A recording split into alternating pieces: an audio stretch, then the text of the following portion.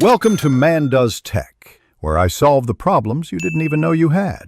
In this video, I will explain how to make fermented hot sauce. First, gather about 1 pound of fresh chili peppers, like habaneros or jalapenos, and chop them roughly after removing the stems.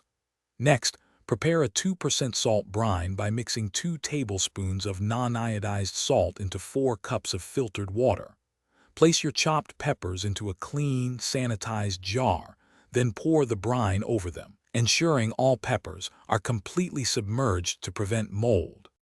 Now, let's talk about the fermentation itself. Secure an airlock on your jar, or simply place the lid on loosely to allow gases to escape. Store your fermenting peppers in a cool, dark spot, maintaining a temperature between 65 and 75 degrees Fahrenheit. The fermentation process typically takes 1 to 4 weeks. A longer period, like 3 weeks, often yields a more complex and tangy flavor profile. Once fermentation is complete, it's time to create your sauce. Strain the fermented peppers, making sure to save the brine.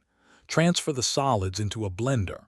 Add about 1/4 cup of the reserved brine and 1/4 cup of apple cider vinegar to the peppers. Blend everything until it's perfectly smooth. You can adjust the consistency by adding more brine or vinegar, aiming for a pourable yet rich texture. Finally, taste your hot sauce and adjust the seasoning. You might want a pinch more salt or a touch of sweetener, like maple syrup, to balance the flavors. Carefully pour your delicious, homemade fermented hot sauce into clean, sterilized bottles.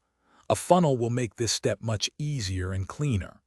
Store your bottled hot sauce in the refrigerator, where it will remain fresh and flavorful for up to 6 months, ready to spice up any meal.